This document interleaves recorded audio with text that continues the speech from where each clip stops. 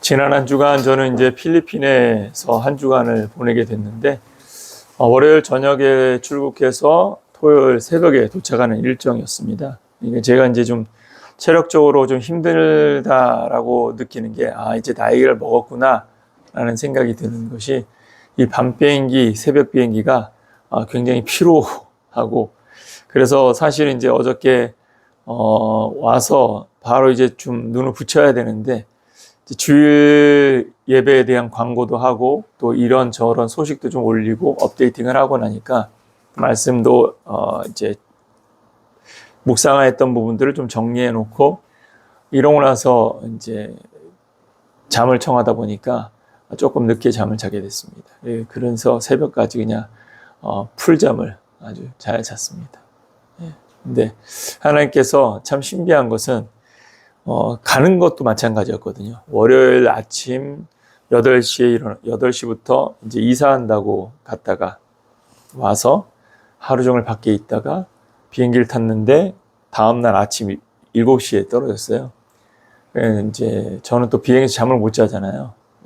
그리고 나서 뜬 눈으로 도착해서 이제 강의를 한다고 팜플로나로 갔는데, 와, 지금 내가 꿈속에 있는지 현장에 있는지를 모르는 상황이었습니다. 근데 참 신비한 건 뭐냐면 그들을 만나서 말씀의 은혜를 나누고 또 이렇게 교제하면서 피로가 싹 사라지더라고요. 그러면서 이게 어떤 경험일까를 생각해 봤을 때, 이게 하나님이 주시는 은혜이고 그 안에 주어진 능력이 아닌가, 이런 생각을 해봅니다. 육체적으로는 사실 힘든데 뭔가에 부딪혀서 한계점에 도달하는, 여러분들이 제 패턴 아시잖아요. 저는 한 9시쯤 되면 이제 졸리기 시작해서 침대에 가서 자야 돼요. 조금 이르면 8시에도 잡니다. 그러면 이제 새벽에 한 4시나 5시에 일어나서 저는 이제 그 아침을 사용을 하거든요. 그런데 이제 밤을 꼴딱 샌 상태에서 아예 밤잠 자체를 자지 않은 상태에서 움직이니까 몽롱하더라고요. 그래서 가는 때는 제가 운전 못한다 그랬어요. 그래서 이제 차 뒤에 앉아가지고 구름 위에서 떠가는 느낌으로 갔는데, 그들을 만나서 그들과 함께 말씀을 나누고 또 이제 제가 올린 것처럼 지난 달란트 이후에 교회의 변화들에 대해서 막 듣고 나니까 갑자기 힘이 올라오는 거예요. 그리고 말씀을 선포하고 같이 이렇게 교제하면서 굉장히 충전되는 그런 경험들을 했습니다. 이 경험을 통해서 앞서도 잠깐 말씀했듯이 하나님의 능력이 임한다라는 것, 이런 것이 아닌가라는 생각을 해봅니다. 오늘 우리가 함께 상고하고자 하는 본문은 굉장히 짧습니다. 근데 이 짧은 세 구절은 우리에게 아주 명확하게 말을 합니다. 예수님께서 너희가 나보다도 더 큰 일을 할 수 있다, 할 것이다, 행하게 할 것이다 라는 말씀을 주고 있습니다. 이 말씀을 통해서 과연 이 말씀의 의미들이 오늘 우리에게 어떤 뜻인지를 함께 상고해 보고자 합니다. 먼저 첫 번째로 12절 말씀으로부터 우리 다시 한 번 더 시작해 보도록 합시다. 우리 12절을 차분히 읽을 때에 한 번에 읽었으니까 두 번째 읽으면서 문단을 한번 좀 구분해 보면서 한번 읽어봅시다. 12절 읽어볼까요? 시작. 내가 진실로 진실로 너희에게 이르노니 나를 믿는 자는 내가 하는 일을 그도 할 것이요 또한 그보다 더 큰 일도 하리니 이는 내가 아버지께로 감이라. 아멘. 자, 이 그 단락에서 중요한 것은 무엇이냐면 세 개의 문단으로 나눠질 수 있다라는 것입니다. 그것은 무엇이냐면 첫째, 내가 진실로 진실로 너희에게 이른다라는 것입니다. 진실로 진실로 너희에게 이른다. 그것은 무엇이냐면 주께서 주시는 말씀이 굉장히 강조하고 있는 부분이 있다라는 것입니다. 일반적으로 예수님께서 저한테 있습니다, 찾지 마세요, 그냥 두세요. 중요한 것은 이 말씀이 무엇을 말하고 있느냐면 진실로 진실로, 그러니까 보통은 우리가 반복적으로 뭔가를 강조할 때 이 강조는 그 의미를 뭔가 중요하다라는 포인트를 말하기 위함이겠죠. 그러니까 놓지 말아야 될 것은 중요성이라는 것입니다. 진실로 진실로. 그러니까 예수님께서 진실로 진실로라는 이 반복적인 단어를 통해서 내가 너에게 지금 들려주는 말은 굉장히 중요하다라는 사실을 강조하고 있는 것이죠. 자, 그러면 이제 우리가 그 경각심을 일깨우는 진실로 진실로라는 이 반복적 단어를 통해서 이제 집중해서 들어라고 말하는 이 경각심을 일깨우는 말씀이었다는 사실을 기억한다면, 그렇다면 우리가 여기에 더 집중을 해야 되는 것이죠. 무엇에 집중해야 되는 것입니까? 나를 믿는 자는 내가 하는 일도 이를 그도 할 것이요 또한 그보다 더 큰 일도 할 것이다 라는 말씀인 것이죠. 근데 이 말씀은 지금 진실로 진실로를 통해서 강조하고 싶은 말인 것이에요. 핵심인 것이죠. 지금 오늘 본문, 오늘 말씀의 핵심인 것입니다. 자, 무엇을 강조하고 있는 것입니까? 나를 믿는 자는 내가 하는 일을 그도 할 것이요 또한 그보다 더 큰 일도 행할 것이다 라는 것입니다. 이 말씀에서 주목해야 될 게 무엇입니까? 내가 하는 일을 그도 할 것이다 라는 것입니다. 첫 번째, 내가 하는 일도 그도 할 것이다. 내가 하는 일을 그도 한다라는 말의 의미는 무엇입니까? 그 의미는 이렇죠. 첫 번째 생각해 보십시오. 예수님께서 이 땅에서 공생의 사역을 감당하실 때에 예수님의 사역은 무엇을 이루는 사역이었습니까? 무엇을 이루는 사역이었습니까? 지난주에 말씀을 드렸잖아요. 무엇을 위하여 예수님이 일하셨죠? 하나님의 뜻이죠. 그러니까 자기를 증명하기 위하여서 일하시는 것이 아니라 하나님의 뜻을 성취시키기 위하여서 일하시는 분이었다는 것이죠. 이 말은 다시 말하면 믿는 우리가 내가 하는 일을 너희도 할 것이라는 말씀을 통해서 내가 하나님의 뜻을 위하여 이 땅에서 살았던 것처럼 너희들도 나를 믿는다면 내가 감당했던 그 뜻을 또한 감당하는 자가 될 것이다 라는 사실을 말하고 있는 것입니다. 그러니까 첫 번째 주목할 것은 무엇입니까? 하나님의 뜻을 실행하되 자신의 생각이 아니라 하나님의 뜻을 실행하는 자여야 한다라는 것입니다. 그리고 이러한 말씀을 선포하시면서 두 번째 뭘 말했습니까? 내가 하는 일을 그도 할 뿐만이 아니라 또한 그보다 더 큰 일도 할 것이다 라고 말씀하신 겁니다.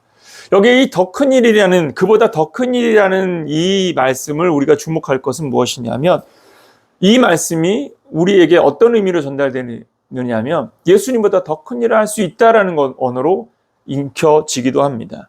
자, 생각해 보십시오. 예수님과 나를 비교했을 때 내가 예수님보다 더 큰 일을 할 수 있을까요? 그렇죠. 결국은 이것은 비교급의 관점에서 내가 예수님보다 더 많은 일을 할 거야 라는 관념은 아니라라는 것이죠. 그러면 더 큰 일, 그것보다 더 큰 일을 할 것이라는 말씀의 의미는 무엇일까요? 그것을 우리가 예수님이 주셨던 이와 유사한 말씀을 통해서 생각해 볼 수 있을 거라 생각합니다. 우리 마태복음 17장을 한번 찾아보도록 합시다. 마태복음 17장입니다. 마태복음 17장 20절 말씀.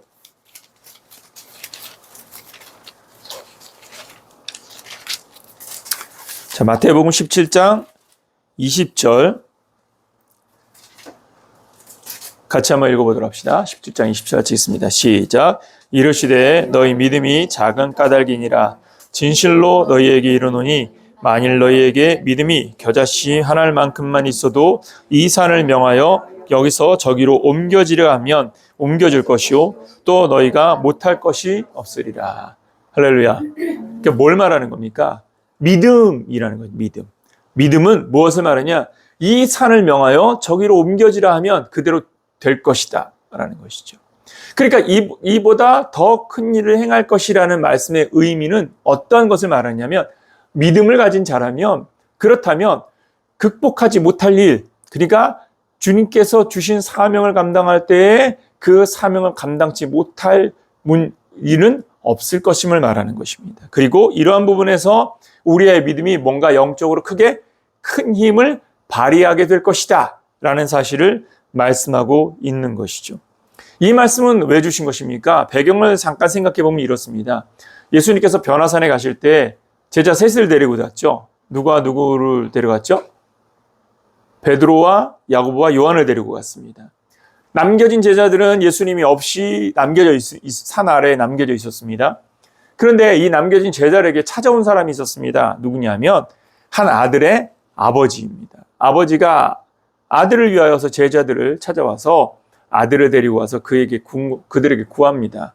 이 아들이 지금 산에도 물에도 지들이 막 들어가. 뭐가 들린 겁니까? 귀신 들린 것입니다. 이 귀신 들린 아들을 치료해달라라고 요청을 했습니다.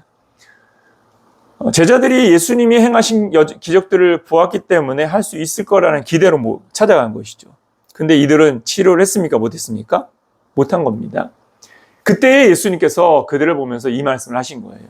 믿음이 있었다면 산을 명하여 저리로 옮겨져라 해도 될 것인데 산을 옮기는 믿음이라면 귀신을 쫓아내는 것 어렵지 않을 것이죠. 그러니까 문제는 무엇입니까? 너희에게 뭐가 없다라는 거죠? 믿음이 없음을 말하기 위하여 하는 것입니다. 그러면 이제 믿음이 있다면 뭔가 능력이 나타나야 된다는 그런 방향성이 되어지는 것이요. 그러면 이제 우리가 이렇게 믿음으로써 무엇인가를 행한다라는 관점에서 생각해 본다면 그러면 이제 우리의 믿음은 무엇이 되느냐 하면 뭔가 능력이 나타나야 되는 믿음이어야 하는 것입니다. 자, 이 전제를 두고 본문으로 돌아가서 말씀의 의미를 쫓아가 보도록 합시다. 오늘 이 12절 말씀의 세 번째 단락은 무엇입니까? 세 번째 단락이 뭐예요? 이는 내가 아버지께로 가미로다라는 것입니다. 12절의 마지막 세 번째 단락은 이는 내가 아버지께 가미라. 재미있는 건 뭐냐면 그러한 능력이 부여되어지는 이유. 그러니까 예수님께서 그런 능력을 제자들에게 남겨진 자들에게 주시겠다고 약속하신 이유. 그 이유가 무엇인가를 밝히고 있습니다. 그 이유가 뭐라고요? 내가 아버지께 가기 때문이다라는 것입니다. 여기 이 말의 의미는 무엇입니까? 크게 두 가지로 생각해 볼 수 있습니다. 첫 번째, 한번 따라해 봅시다. 남겨진 자들을 통해 일하신다. 남겨진 자들을 통해서 일하신다라는 의미를 전하고 있는 겁니다. 자, 보십시오. 예수님께서 이 땅에 오셔서 하나님의 사명을 감당해 나가셨습니다. 하나님의 사명을 감당하던 예수님께서 그 사명을 완료하시고 올라가십니다. 그리고 남겨진 자들에게 남은 사명을 또한 감당하도록 우리의 삶을 사용하신다라는 의미로 이 말씀을 하고 있는 것입니다. 내가 아버지께로 가미라 라는 말은 내가 떠나면 이제 더 이상의 일은 없어가 아니라는 것입니다. 모든 일이 내가 예수로 하나님의 구속의 역사를 완성지었기 때문에 너희는 더 이상 할 일은 없어. 물론 할 일은 없겠죠. 그러나 믿음을 부여받은 우리들이 이 땅에서 믿음으로써 지켜내야 할 것들이 또한 여전히 있다라는 것을 잊어서는 안 됩니다. 그런 의미에서 궁극적으로 뭘 말하느냐면 바로 하나님이 부여하신 사명을 감당하게 하기 위하여서 우리를 부르시고 우리를 통하여 일하신다라는 것입니다. 그리고 우리에게 그 능력을 주신다라는 의미인 것이죠. 이러한 부분은 사도 바울의 부르심을 통해서도 확인할 수 있습니다. 여러분, 사울은 예수 믿는 자를 잡아서 죽이는 일에 힘쓰던 사람이었습니다. 그가 예수를 만났습니다.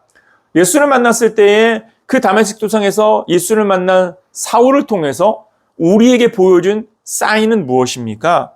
그 부르심 안에 하나님께서 택하신 자들을 향한 목적, 부르심의 목적이 있다는 사실을 우리에게 들려주고 있습니다. 사도행전을 가봅시다. 사도행전 9장으로 가보도록 합니다. 사도행전 9장입니다. 사도행전 9장 15절 말씀.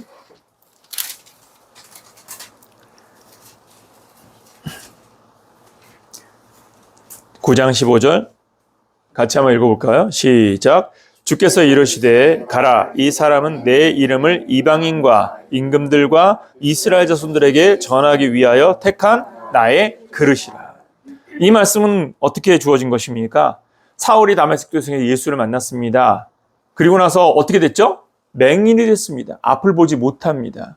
자, 그 눈을 뜨게 하기 위하여서 하나님께서 아나니아를 부르십니다. 여러분, 이 구조도 여러분 잘 보아야 됩니다. 하나님께서 눈을 멀게 하셨다면 다시 뜨게도 할 수 있습니까? 없습니까? 있습니다. 그렇죠. 눈을 뜨게 하셨다면 몇 날이 못 되어서 다시 뜨게 하실 수도 있습니다. 환상을 통해서 아니면 영적 계시를 통해서 이제 내가 너의 눈을 띄워줄 테니까 이제 정신 차리고서 믿음으로 살아라고 하셔도 되는 것이죠. 그런데 아나니아를 부르십니다. 자, 아나니아는 다메섹에서 사울이 예수를 만난 사실을 압니까, 모릅니까? 예, 어떤 사건이 있었다는 소식은 들었을지 모르지만 그렇다고 하여서 사울이 변화됐다는 것까지도 확신할 수는 없을 것입니다. 그런데 하나님께서 아나니아를 부르셔서 사울에게 가라라고 말을 합니다. 그러니까 아나니아가 가겠습니까, 안 가겠습니까? 두려워하는 것이죠. 왜 두려워합니까? 사울이라는 사람이 어떤 사람인지 알기 때문입니다. 사울은 믿는 자들을 잡으려고 다메섹으로 향하던 사람입니다. 그러니까 믿는 자들을 잡으려고 왔는데 그 사람에게 찾아간다면 사자 입에 들어가는 것과 똑같은 행동인 것이죠. 그러니까 아나니아 입장에서는 하나님, 이렇게 말씀하십니까? 라고 말할 수 있는 것이죠. 제 순교의 때가 온 것입니까? 그럴 때 하나님께서 이때 아나니아에게 들려주신 것입니다. 이 사울은 내가 택한, 나를 위하여서 내가 택한 나의 그릇이다. 여러분, 여기서 우리는 두 사람을 통해서 나타나는 동일한 상황을 보십시오. 아나니아에게 주어진 사명, 사울에게 주어진 사명. 하나같이 하나님께서 각자에게 주어진 목적, 그리고 부르신 목적, 그리고 하나님의 뜻을 두고 있다는 사실을 확인할 수 있는 것입니다. 아나니아는 그 말씀을 순종하여서 사울에게 갑니다. 사울은 또한 하나님의 부르심 속에서 하나님의 사명을 감당해 나갑니다. 구조는 무엇입니까? 택하심 안에는, 부르심 안에는 사명이 있다라는 것입니다. 한번 따라해 봅시다. 부르심 안에는 사명이 있다. 사도 바울을 향해서도 뭐라고 말했습니까? 저를 부를 때에 이미 그에게 내가 나의 뜻한 바를 이루기 위한 목적이 있다. 저는 나의 그릇이다 라고 말하고 있습니다. 자, 이 그릇이라는 말씀을 통해서 우리가 주목해야 될 건 무엇입니까? 사울을 하나님의 그릇으로 택했다면 우리를 부르실 때에는 우리는 그런 용량이 안 되기 때문에 우리는 거기에 사울과 같은 그릇이 아닌 겁니까? 아니요. 그 그릇이라는 것은 용량에 따라서 다양한 것처럼 오늘 우리의 삶에도 하나님의 쓰실 그릇으로 우리를 택하셨다는 사실을 잊어서는 안 되는 겁니다. 한번 따라해 볼까요? 다시 한 번 더. 나도 주께서 쓰시는 무엇이에요? 그릇인 겁니다. 나도 주께서 쓰시는 그릇인 것입니다. 예수님께서 부활 승천하시면서 내가 하나님 나라에 가기 때문에 내가 너희에게 능력을 줄 것이다. 너희는 믿음으로 무엇이든지 행할 수 있을 것이다. 그러니 무엇하라는 겁니까? 사명을 감당하는 자가 되라라고 말씀하고 있는 것입니다. 두 번째, 이 말씀의 의미는 무엇입니까? 내가 아버지께로 간다라는 말의 의미는, 그 두 번째 의미는 무엇일까요? 그것은 바로 예수님의 죽으심과 부활과 승천을 증거하시는 것입니다. 내가 아버지께로 간다라는 말은 예수님께서 내가 곧 죽게 될 것이다. 너희의 죄를 담당하기 위하여 죽음의 길을 가게 될 것이다 라는 사실을 선포하는 것이며, 또한 내가 아버지께로 간다라는 말은 내가 죽음과 함께 승천하면 부활하여서 너희에게 부활의 산 소망이 될 것임을 또한 선언하는 것입니다. 또한 예수님께서 내가 아버지께로 간다라는 말씀의 의미는 무엇이냐면 내가 죽음과 부활을 넘어 승천하여 하나님의 보좌 우편에 거하면서 너희가 돌아올 집이 있음을, 그 집을 준비할 것임을 알라라고 선포하셨다는 사실을 깨닫기를 예수님으로 축원합니다. 바로 우리의 사명은 무엇이냐? 바로 이 예수님께서 우리의 죄를 위하여 죽으신 분이며, 바로 이 예수님께서 우리에게 부활의 산소망이 되시는 분이며, 바로 이 예수님께서 하나님 보좌 우편에서 우리를 위하여 집을 준비하고 계시는 분이라는 사실을 믿고 그것을 증언하는 사명을 감당해야 한다는 것입니다. 여러분, 그리스도의 복음을 전하는 저와 여러분들이 되기를 예수님의 이름으로 축원합니다. 이 일을 위하여 우리에게 주신 것이 무엇입니까? 능력입니다. 어떤 능력입니까? 여러분, 13절과 14절로 돌아가 봅시다.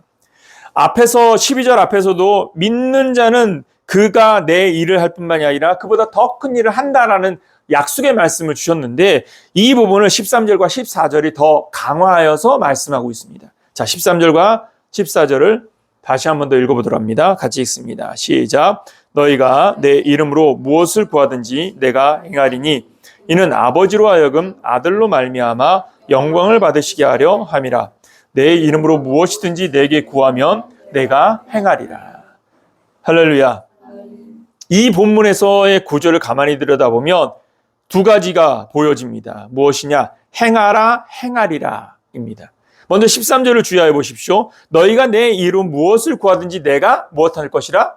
행하리라 라고 말합니다. 우리가 구하면 하나님이 행하실 거라는 겁니다. 예수님이 행하실 것이라는 겁니다. 자, 14절에도 보면 내 이름으로 무엇이든지 내게 구하면 내가 무엇하리라? 행하리라. 여러분, 우리가 구하는 것은 하나님이 행하실 것이라는 겁니다. 내가 행하는 것 같지만, 내가 그 일의 주체가 돼서 내가 일하는 것처럼 보여지지만, 여러분, 지금 우리의 삶의 현장에서 우리가 많은 사역들을 감당해 나갈 때 그 사역을 감당하는 현장에 있는 사람은 나입니다.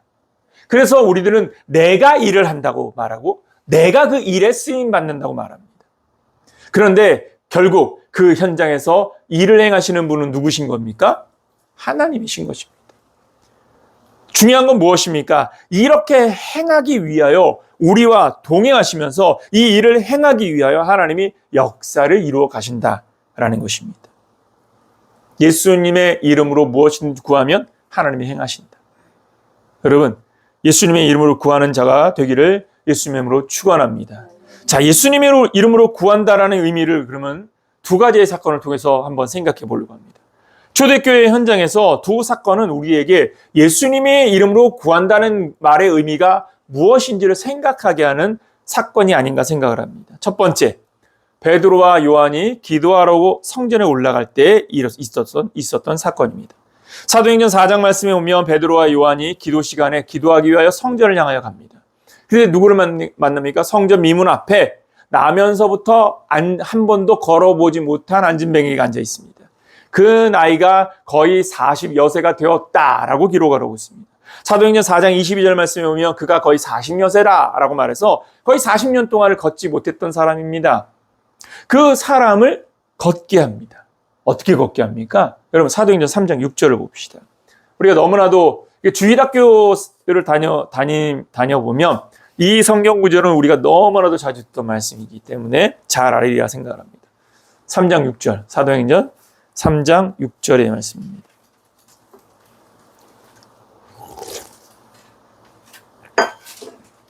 자, 한번 읽어볼까요? 3장 6절 같이 읽습니다. 시작. 베드로가 이르되 은과 금은 내게 없거니와 내게 있는 이것을 내게 주노니 나사렛 예수 그리스도의 이름으로 일어나 걸으라 하고. 할렐루야.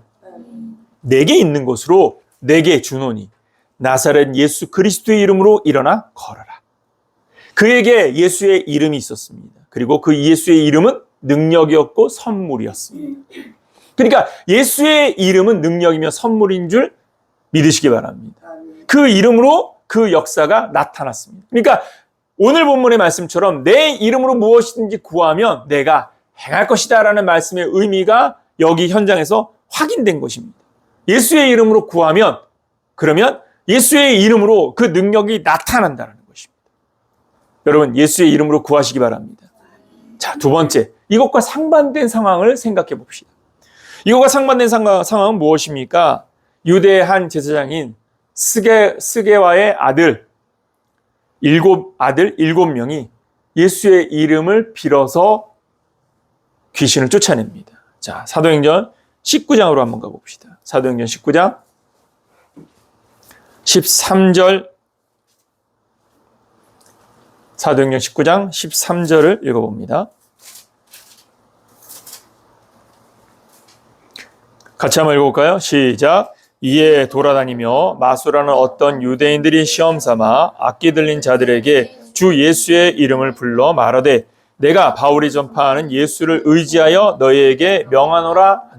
자, 시험삼아 누구의 이름을 팔고 있습니까? 예수의 이름을 팝니다. 여러분, 15절과 16절로 가보십시오.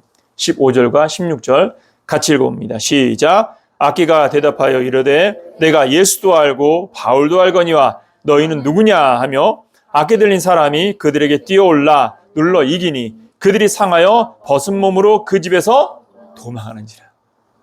자, 보십시오. 베드로와 요한은 예수의 이름으로 내게 있는 곳으로 내게 주노니 나사렛 예수 그리스도의 이름으로 일어나라 했을 때 안진뱅이가 일어나 버렸어. 그런데 또 다른 사람들은 예수의 이름으로 나아가라 라고 명했는데 오히려 넌 누구냐 하고 덮쳐버립니다. 자, 이 상황들을, 두 개의 상황을 비교하면서 우리는 무엇을 생각해 볼 수 있습니까? 똑같이 예수의 이름을 썼습니다. 그렇죠? 그리고 우리가 알고 있는 대로 예수의 이름은 능력입니다. 너희가 무엇인지 내 이름으로 구하면 이룰 것이라고 말씀하셨습니다. 그런데 누군가는 이루고 누군가는 이루지 못합니다. 어떤 차이인 겁니까? 무슨 차이인 겁니까? 믿음인 것이죠. 본질은 무엇입니까? 예수를 믿는다라는 것은 어떤 능력, 내가 예수의 이름을 마술 램프처럼 사용한다라는 것이 아니라는 것입니다. 알리바바의 마술 램프는 무엇입니까? 문지르면 뿅 하고 지니가 나타나서 소원을 들어주잖아요. 우리의 예수에 대한 이름이 바로 그렇게 어떤 문제가 파생했을 때 예수의 이름을 마술 램프를 문지듯이 그 이름을 외치고 그 이름을 말하면 그러면 예수님께서 우리의 부르짐을 듣고 응답하셔야 돼. 그리고 그런 것들, 그런 능력과 그런 힘을 쓰기 위하여서 주신 것이 아니라는 것입니다. 우리가 예수의 이름을 능력으로 이해한다는 건 무엇이냐면 먼저 믿음을 갖는다라는 것입니다. 오늘 본문에서도 무엇을 말합니까? 너희가 나를 믿는 자라면 이라는 겁니다. 나를 믿는 자는입니다. 너희가 내 이름을 믿고 그 믿음을 가지고서 주의 은혜를 구하라라는 것입니다. 자, 이 말의 의미는 무엇입니까? 우리가 처음에 서두에서 같이 보았던 마태복음 17장으로 한번 돌아가 보십시오. 마태복음 17장 20절 말씀으로 다시 돌아가 봅시다.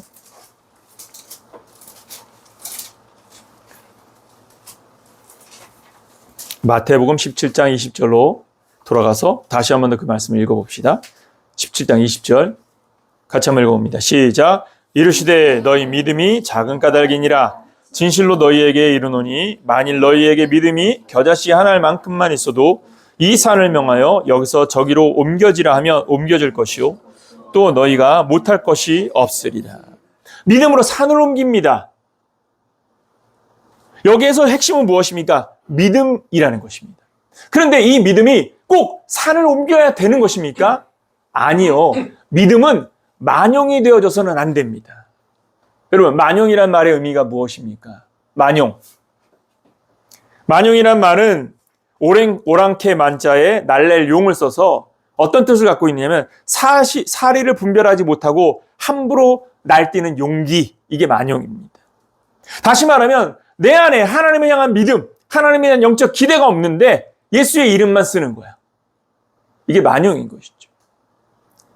산을 옮길 필요가 없는데 굳이 산을 옮겨야 될 능력을 발휘해야 될 필요가 없는데 내가 예수의 자녀인 능력을 보여주기 위하여서 산을 옮기려고 시도를 하는 겁니다. 바다 위를 걸어야 될 이유가 없는데 예수의 이름을 시험하기 위하여 바다 위를 걷는 겁니다. 이게 만용인 것이죠.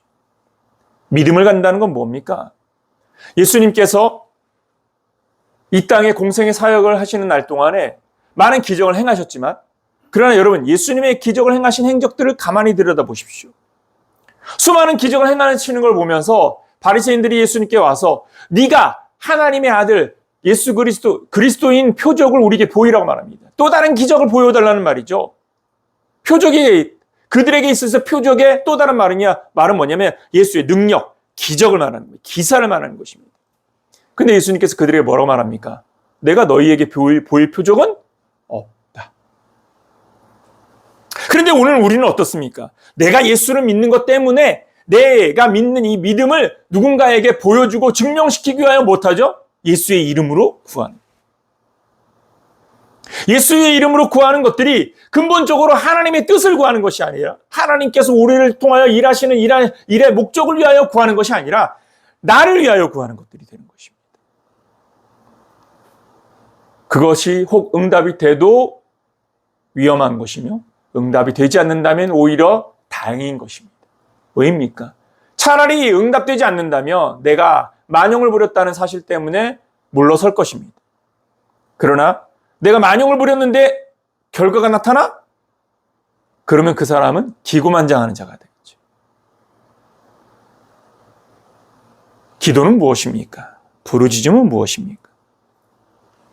우리가 하나님의 일을 하는 과정에서 필요한 것을 구하는 것입니다. 본문으로 돌아가 보십시오. 왜 12절의 말씀이 중요한 것이냐?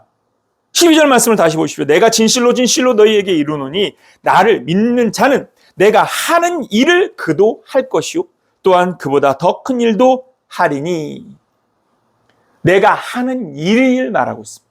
하나님의 사명, 하나님이 부여하신 사명, 그 일을 하는 자라는 것입니다. 믿음을 가진 사람은 어떤 사람입니까? 예수의 이름으로 만용을 행하는 것이 아닙니다. 예수의 이름으로 자기의 권위를 보여주기 위하여 그것을 증명하기 위하여 예수의 이름을 사용하는 자가 아닙니다. 예수의 이름을 어느 때 쓰느냐? 예수가 그리스도이심을 증명하고 이 복음을 선포하며 이 복음 안에서 자신의 삶을 세우기 위하여 사용하는 믿음을 가진 자. 그때는 하나님께서 행하실 것이라고 말하고 있습니다. 행하실 것입니다. 사도 바울의 행적을 가만히 들여다보면 사도 바울은 이 예수의 이름을 자기가 임의로 자기를 증명하기 위하여 쓰지 않았다는 것을 볼 수가 있습니다. 사도행전 16장으로 한번 가보도록 합시다. 사도행전 16장입니다. 사도 바울이 마게도냐로 우리에게 건너와서 우리를 도우라는 환상을 보고 마게도냐에 가게 됩니다. 마게도냐의 첫 성인 빌립보에 도달해서 그 빌립보에서 루디아를 만나고 그 루디아의 집을 복음의 근거지로 삼고 기도초로 오가면서 기도하고 예배하고 기도하고 복음을 선포하는 그러한 삶을 살아갑니다. 자, 사도행전 16장 17절 18절 이 기도초로 오가는 과정 속에 어떤 일이 있었는지 잘 주목해 보십시오. 16장 17절과 18절 18절의 첫 서두만 봅시다. 같이 읽습니다. 시작. 그가 바울과 우리를 따라와 소리질러 이르러 이 사람은 지극히 높은 하나님의 종으로서 구원의 길을 너희에게 전하는 자라 하며 이같이 여러 날을 하는지라. 자, 여기 보십시오. 이 사람은 누구냐? 귀신 들린 여인입니다.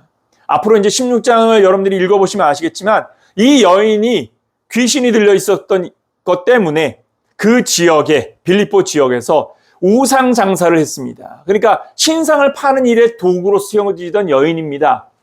이 여인이 바울 일행을 쫓아다니면서 바울이 기도하려고 오가는 걸음에 그 걸음을 쫓아다니면서 뭐라고 하냐면 저 사람은 하나님의 일을 하는 사람이다. 자, 우리 같으면 어떨까요? 당장에 예수의 이름으로 불러가라. 당장에 예수의 이름의 권위를 나타내기 위하여 그리고 그 권위를 통하여서 뭔가 자기가 신령한 것임을 증명하기 위하여 예수의 이름으로 그를 제어했을 것입니다. 그러면 근데 18절을 보십시오. 이같이 여러 날을 하는지라. 이렇게 여러 날을 하는데 사도 바울은 예수의 이름을 팔지 않았다는 것입니다. 왜 그랬을까요? 왜 그랬을까요? 보십시오. 이 여인이 증거하는 것이 무엇입니까? 이 사람들은 지극히 높은 하나님의 종으로서 구원의 길을 너에게 전하는 자라. 저 사람들을 우리를 높이고 있습니다. 이 현장에서 예수의 이름으로 나아가라. 얼마나 스펙타클합니까? 얼마나 기가 막힌 다이내믹한 현장을 만들겠습니까? 근데 사도 바울은 그 여인을 오히려 피해갑니다. 괴로워하면서 그 여인을 피합니다. 예수의 이름을 쓰는 것이 만용이 되지 않는 이유는 여기에 있는 겁니다. 자기에게 있는 능력을 보여주기 위해서 쓰는 것이 아닙니다. 자기에게 있는 어떤 힘이 있는지를 증명하기 위해서 쓰는 것이 아닙니다. 복음을 위하여, 그 영적 걸음을 위하여 십자가의 그 길을, 복음을 증언하는 걸음을 나아가는데 불필요한 일들, 불필요한 과정들에서는 멈춰 있었기 때문에 함부로 쓰지 않는 겁니다. 여러 날을 견디다가 어쩔 수 없이. 여러분 18절을 다시 읽어봅시다. 같이 시작. 이같이 여러 날을 하는지라. 바울이 심히 괴로워하며 돌이켜 그 귀신에게 이르되 예수 그리스도의 이름으로 내가 내게 명하노니 그에게서 나오라 하니 귀신이 즉시 나오니라. 할렐루야. 여러 날을 하는 동안 심히 괴로웠다라고 말합니다. 여러분, 능력이 있는데 왜 괴로워하죠? 현대의 그리스도인 된 우리들은 잘 이해하지 못할 구절인 거죠. 능력이 있는데 예수의 이름으로 명하면 되는 일인데 왜 예수의 이름을 안 썼지? 질문이 안 생깁니까? 근데 사도 바울은 예수의 이름을 자기의 능력과 자기의 영적인 권위를 증명하기 위한 도구로 쓰지 않는 자임을 보여주는 것입니다. 믿음은 자기를 증명하는 과정이 아닙니다. 믿음은 하나님의 뜻을 따라가는 길이라는 사실을 잊지 말기를 예수님의 이름으로 축원합니다. 한번 따라해 볼까요? 믿음은 자신을 증명하는 길이 아니라 하나님의 뜻을 따라가는 길이다. 예수님께서 산을 명하면 이 산이 저리로 옮겨질 것이라 라고 말씀하십니다. 그러나 여기에 핵심은 본질은 무엇입니까? 네가 정말 믿음을 가진 자라면 굳이 산을 옮길 일이 없으니까. 하나님의 길을 따라가면서 그 길에서 필요할 때에 그 이름을 의지한다면 주께서 그것을 도우실 것이라고 말씀하고 있는 것입니다. 예수의 이름으로 행하는 것은 무엇입니까? 사도 바울은 자비가 없어서 긍휼한 마음이 없어서 기다린 것이 아닙니다. 언젠가 좀 더 스펙타클한 어떤 모습을 만들기 위하여 기다린 것도 아닙니다. 본질은 무엇입니까? 하나님의 성령은 도구가 아니라 하나님께서 내게 주신 사명을 감당하는 일이 믿음의 여정이 첫 번째이고 그 여정에서 필요한 환경에서 주어지는 선물이 되어진 것이 예수의 이름이라는 사실을 잊지 말기를 예수님의 이름으로 축원합니다.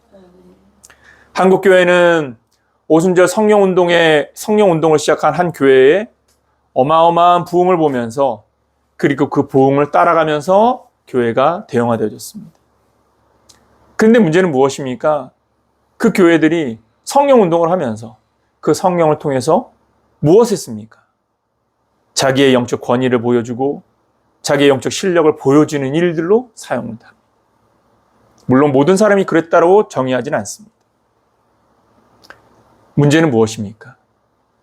그러다 보니까 성령에 대한 왜곡된 생각을 하는 거예요. 성령 운동을 하면 병든 자를 고쳐내는 힘을 보여줘야 돼. 성령 운동을 하면 무엇인가 영적 이적들이 나타나야 돼. 그것이 없으면 이제는 더 이상 복음이 아니야 라고 규정짓는 시대로 가고 있는 겁니다. 그러니까 교회가 신비주의로 갈 수밖에 없는 것이죠.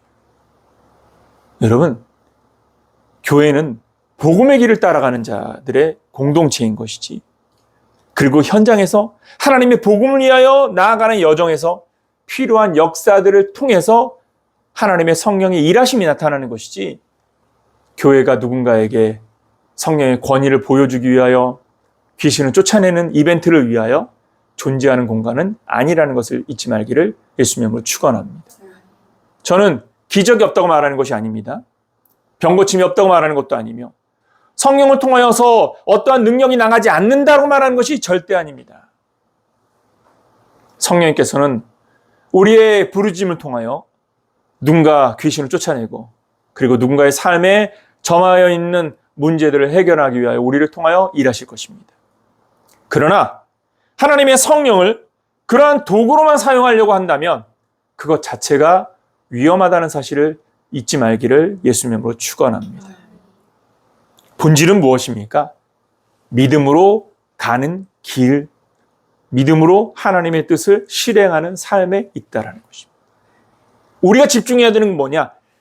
하나님이 일을 하고자 하는 마음입니다. 너희가 믿음을 가지고 내가 너희를 통하여 이루고자 하는 하나님의 뜻, 그리고 그 계획을 따라오는 삶을 산다면 그 현장에서 너희가 무엇인지 내게 구한다면 내가 행할 것이다. 여러분, 하나님께서 우리를 통하여 일하실 줄 믿으시기를 예수님의 이름으로 축원합니다. 저는 이번 세미나를 하면서 바로 이 부분을 경험했습니다. 세미나 현장에서 어떤 기적이 나타나는 것이 아닙니다. 세미나 현장에서 어떤 사람이 죽었다가 살아나는 것이 아닙니다. 본질은 무엇입니까? 하나님께서 도우신다라는 것. 하나님께서 일하신다라는 것. 사실 장애가 많아요. 왜냐? 언어적 장애가 제일 먼저 크죠. 통역이 있어도 그 통역 또한 완전하지 않습니다. 그렇다면 듣는 사람들은 얼마나 힘들겠습니까?